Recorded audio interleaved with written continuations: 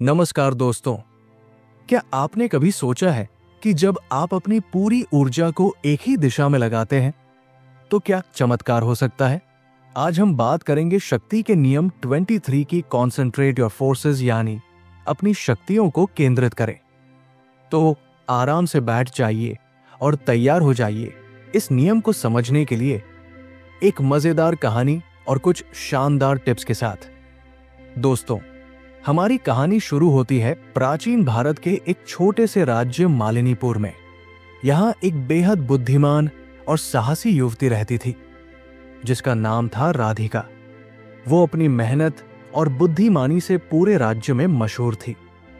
एक दिन राज्य के राजा ने घोषणा की कि वो एक नई राजसभा बनाएंगे और उसमें सबसे योग्य व्यक्ति को मुख्य सलाहकार नियुक्त करेंगे। ये खबर सुनकर राज्य के कई लोग इस प्रतियोगिता में भाग लेने के लिए तैयार हो गए। राधिका ने भी इसमें हिस्सा लेने का निर्णय लिया, लेकिन इसमें एक मुश्किल थी। राज्य में दो प्रमुख गुट थे जो हमेशा एक दूसरे के खिलाफ थे। राधिका जानती थी कि अगर वह इन दोनों गुटों में से किसी एक का समर्थन लेती है तो उसे दूसरे गुट का विरोध सहना पड़ेगा, लेकिन अगर वो दोनों गुटों का समर्थन लेने की कोशिश करती तो उसकी ऊर्जा बढ़ जाती और वो कमजोर हो जाती। राधिका ने अपने पिता, जो एक अनुभवी योद्धा थे, से सलाह मांगी। उन्होंने उसे समझाया, बेटी याद रखना, जब भी किसी बड़ी लड़ाई का सामना हो अपनी सारी ताकत और ध्यान एक ही दिशा में लगाना। अगर तुम अपनी शक्ति को हर जगह बांटोगी तो जीत पाना असंभव हो जाएगा। राधिका ने सोच समझकर योजना बनाई। उसने एक गुट के प्रमुख नेता समरजीत से गुप्त मुलाकात की और उन्हें अपने साथ आने के लिए राजी कर लिया। लेकिन यह काम उसने बड़ी चतुराई से किया। उसने समरजीत को यकीन दिलाया कि उनकी मदद से वो न केवल प्रतियोगिता जीत सकती है, बल्कि उनके गुट के लिए भी लाभदायक साबित होगी। इसके बाद राधिका ने अपना पूरा ध्यान प्रतियोगिता की तैयारी पर केंद्रित कर लिया। उसने अन्य गुट के साथ किसी भी प्रकार का संबंध नहीं रखा जिससे उसका समय और ऊर्जा व्यर्थ न हो। राजसभा में प्रतियोगिता का आयोजन हुआ। राधिका ने अपनी बुद्धिमत्ता, नेतृत्व क्षमता और अपने गुट के समर्थन का सही उपयोग करते हुए सभी को प्रभावित किया। आखिरकार राजा ने राधिका को मुख्य सलाहकार के रूप में चुना। राधिका की सफलता ने यह साबित किया कि जब हम अपनी शक्तियों और संसाधनों को एक ही दिशा में लगाते हैं तो सफलता सुनिश्चित होती है। लेकिन इसके बाद राधिका का काम आसान नहीं था। मुख्य सलाहकार बनने के बाद राधिका ने राज्य के लिए कई अच्छे निर्णय लिए।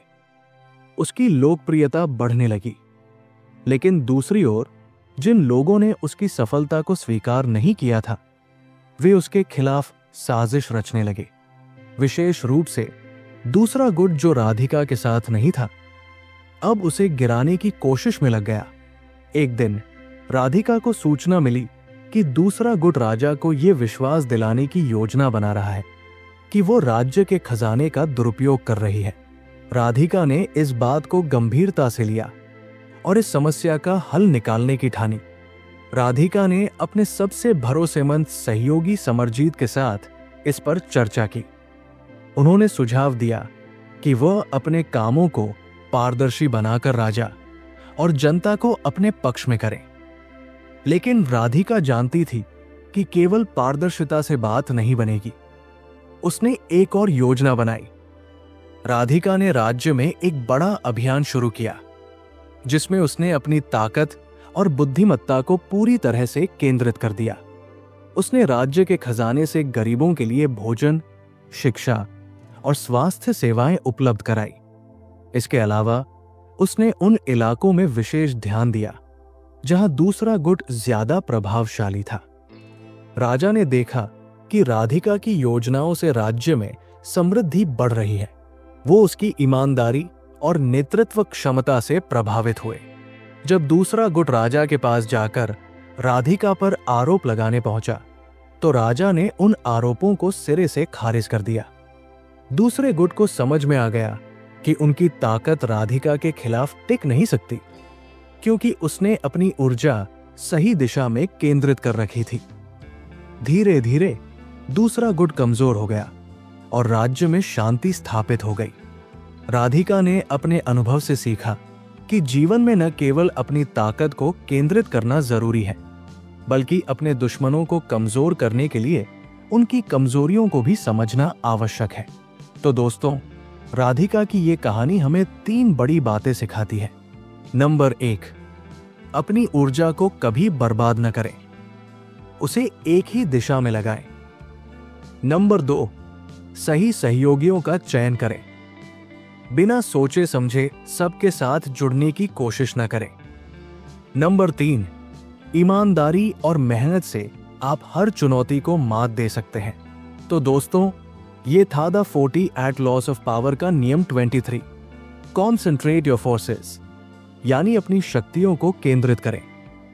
क्या आपने इस कहानी से कुछ नया सीखा? अगर हां, तो इस वीडियो को लाइक कीजिए और अपने दोस्तों के साथ शेयर कीजिए। और हां, ऐसे और भी प्रेरक नियम जानने के लिए हमारे चैनल को सब्सक्राइब करना न भूलें। मिलते हैं अगले वीडियो में, तब तक के लिए याद रखें, शक्ति का असली मतलब है अपनी ताकत को सही दिशा में लगाना। धन्यवाद। जय हिंद, जय भारत।